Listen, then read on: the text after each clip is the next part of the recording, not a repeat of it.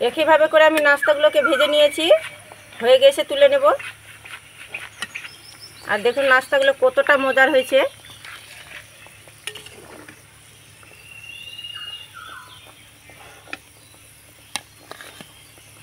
নমস্কার বন্ধুরা, প্রতিমা kitchen village ফুডে সকলকে স্বাগত জানিয়ে প্রতিদিনের মতন আবার একটা দুর্দান্ত রেসিপি নিয়ে চলে এসেছি। তাই আজকে আমি আপনাদের সঙ্গে শেয়ার করব শুধুমাত্র ঘরে থাকা আলু দিয়ে ভীষণ মজাদার একটা নাস্তা বানিয়ে দেখাবো। এই নাস্তাটা বানানো খুবই সহজ বন্ধুরা, যে কেউ দেখলে চটজলদি বাড়িতে বানিয়ে ফেলতে পারবে। বাড়ির ছোট থেকে বড় সকলে দারুণ পছন্দ করবে। তো প্লিজ কীভাবে বানাচ্ছি ভিডিওটা স্কিপ না করে পুরো ভিডিওটা দেখবেন। আশা করি আজকে রেসিপিটা তোমাদেরকে খুবই ভালো লাগবে। আর ভালো লাগলে অবশ্যই একটা লাইক করে দিবেন, চ্যানেলটাকে সাবস্ক্রাইব করে পাশে থাকবেন। আর যারা ফেসবুক পেজটাকে দেখছেন তারা ফলো করে আমার পাশে থাকবেন। নাস্তাটা বানাবার জন্য আমি 6 পিস এখানে আলু নিয়ে নিয়েছি। আর আলুটা যখন নেবেন তখন এরকম বড় সাইজ লম্বা সাইজ দেখে নেওয়ার চেষ্টা করবেন, তাহলে ভালো হবে। তো প্রথমে আমি আলুর খোসাগুলো ছাড়িয়ে নেব।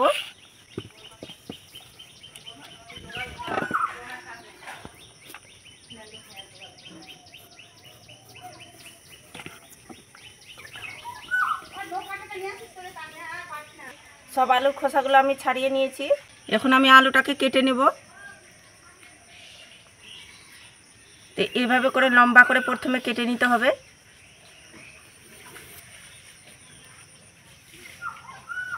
দু সাইডটা আমি লম্বা করে কেটে নিচ্ছি।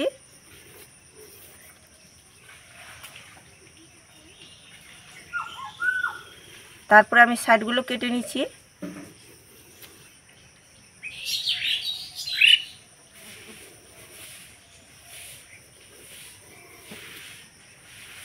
আলুটাকে কেটে আমি চৌকো শেপ একটা বের করে নেব।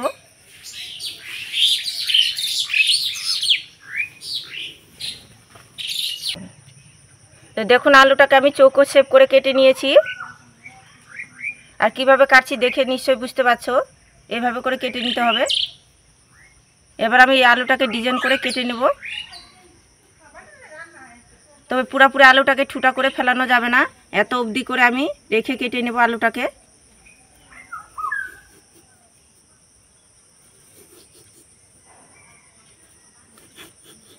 একদম পাতলা পাতলা করে আমি কেটে নিচ্ছি।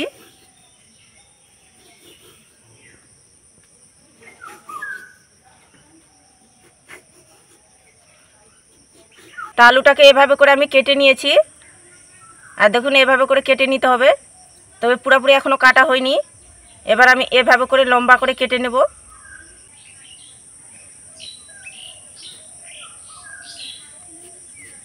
এবার দেখুন আমি লম্বা করে কেটে নিচ্ছি।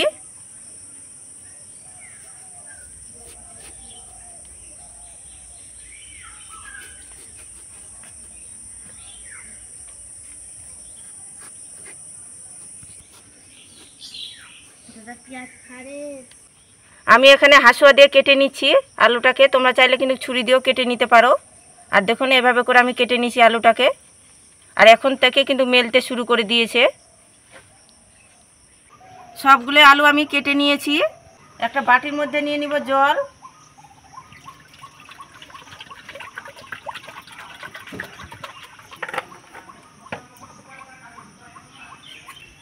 আর জলের মধ্যে দিয়ে দেবো আমি 1 চামচ লবণ। এবার আমি আলুগুলোকে জলের মধ্যে ডুবে রাখবো, লবণ জলের মধ্যে। তাহলে কি হবে, আলুটা অনেকটাই নরম হয়ে যাবে। আর এগুলো ডিজাইনগুলো যে করেছি এগুলো খুলে যাবে আপন মনে, দেখবেন। জলের পরিমাণটা একটু কমে গিয়েছে, তাই একটুখানি আরও দিয়ে দেবো জল।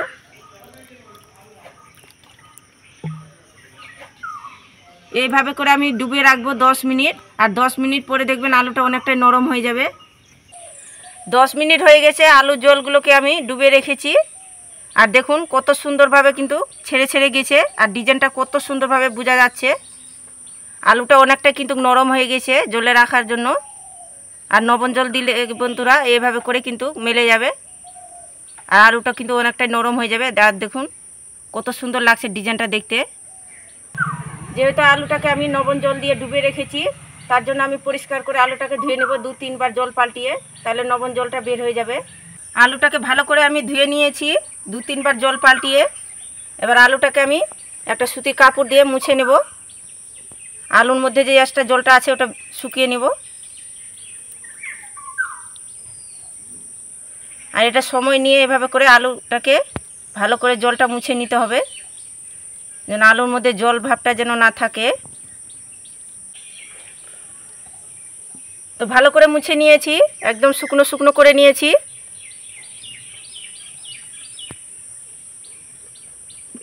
এভাবে করে আমি সব আলুগুলো মুছে নেব। আজকে আমি আলুর নাস্তাটা বানাবো কর্নফ্লাওয়ার ছাড়া। অনেকে বন্ধুরা কর্নফ্লাওয়ার বুঝতে পারে না, বুঝতে অসুবিধা হয়। একদম ঝামেলা ছাড়াই খুব সহজভাবে আজকে আমি বানিয়ে দেখাবো। ছোট বাটি সাইজ আমি হাফ বাটি নিয়েছি চালের গুঁড়ো, তবে আমি শুকনো চালের গুঁড়োটা নিয়েছি। আর দিয়ে দেবো আমি এখানে 2 চামচ ময়দা, বড় চামচের 2 চামচ ময়দা দিলাম। যেহেতু আলুতে আমার লবণ দেওয়ানো আছে, তাই স্বাদ বুঝে এখানে লবণটা দিবেন, তাই আমি খুব সামান্য লবণ দেব।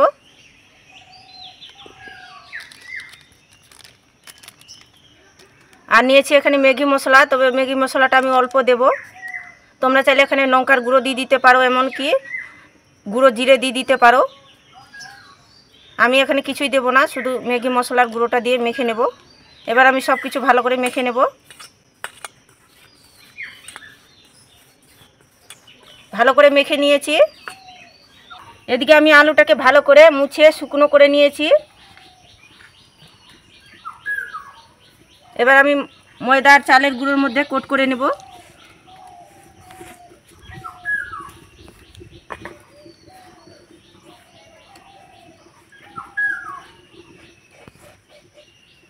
আর এভাবে করে ভালো করে কোট করে নিতে হবে।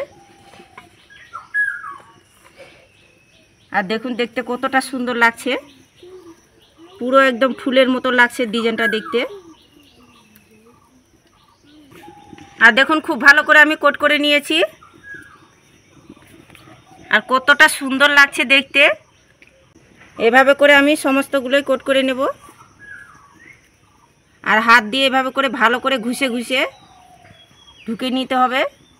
ময়দা আর চালের গুঁড়োটা দিয়ে কোট করে নিতে হবে। সবগুলো আলুর নাস্তাগুলো আমি কোট করে নিয়েছি। আর আগে থেকে তেল গরম করতে বসিয়ে দিয়েছি। তেলটা মিডিয়াম গরম করে নিয়েছি, আর মিডিয়াম গরম করেই নিতে হবে তেলটাকে। এবার আমি আলুর নাস্তাগুলোকে ছেড়ে দেব।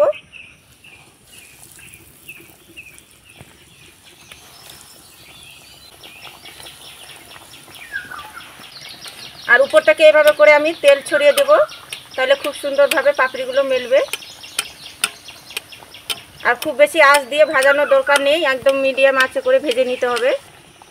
এবার আমি নাস্তাগুলোকে উল্টে পাল্টিয়ে দেব, তবে হালকা নিচ সাইডটা হয়ে আসবে তবে কিন্তু উল্টিয়ে দিবেন। আর দেখুন নিচ সাইডটা হালকা হয়েছে, খুব বেশি হয়নি।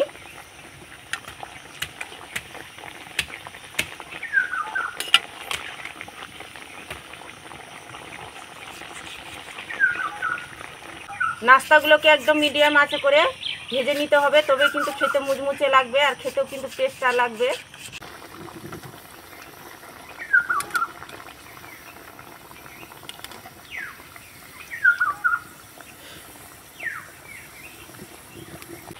তো আলুর নাস্তাগুলোকে আমি সময় নিয়ে ভেজে নিয়েছি মুচমুচে করে, তো হয়ে গেছে, এখন তুলে নেব।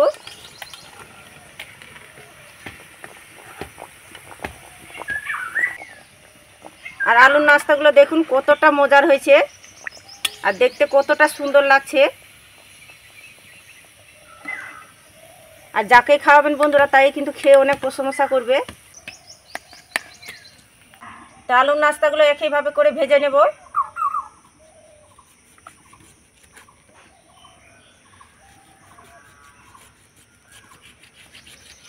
একইভাবে করে আমি নাস্তাগুলোকে ভেজে নিয়েছি, হয়ে গেছে, তুলে নেব। আর দেখুন নাস্তাগুলো কতটা মজার হয়েছে।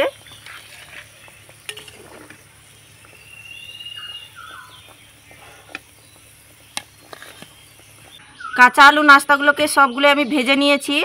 আর দেখুন বন্ধুরা কতটা সুন্দর হয়েছে, আর কত দুর্দান্ত স্বাদের হয়েছে। বাড়িতে যদি তৈরি করে না খেলে কিছুই বিশ্বাস করতে পারবেন না। একেবারে উপরটা মুচমুচে আর ভিতরটা সফট। আর দেখলেন তো বন্ধুরা বানানো কত সহজ, যে কেউ দেখলে কিন্তু জলদি বাড়িতে বানিয়ে ফেলতে পারবে। আর বাড়ির ছোট থেকে বড় সকলে দারুণ পছন্দ করবে এই নাস্তাটা খেতে। এমনকি আপনারা সকালে চায়ের সঙ্গেও খেতে পারবেন, বিকেলে জলখাবারের সঙ্গে খেতে পারবেন। আর দারুণ খেতে মজাদার হয়। আর আমার কাঁচা আলু নাস্তাটা কেমন লেগেছে বন্ধুরা অবশ্যই কমেন্ট করে বলবেন। আর আজকে যদি নাস্তাটা ভালো লেগে থাকে তাহলে একটা লাইক করে দিবেন। আর প্লিজ চ্যানেলটাকে সাবস্ক্রাইব করে আমার পাশে থাকবেন। এরকম নিত্য নতুন ভিডিও কিন্তু সবার আগে দেখতে পাবে। তো সবাই ভালো থাকবেন বন্ধুরা, সুস্থ থাকবেন। আর দেখা হচ্ছে নতুন কোনো ভিডিও নিয়ে। তো আজকের মতন এই পর্যন্তই বন্ধুরা।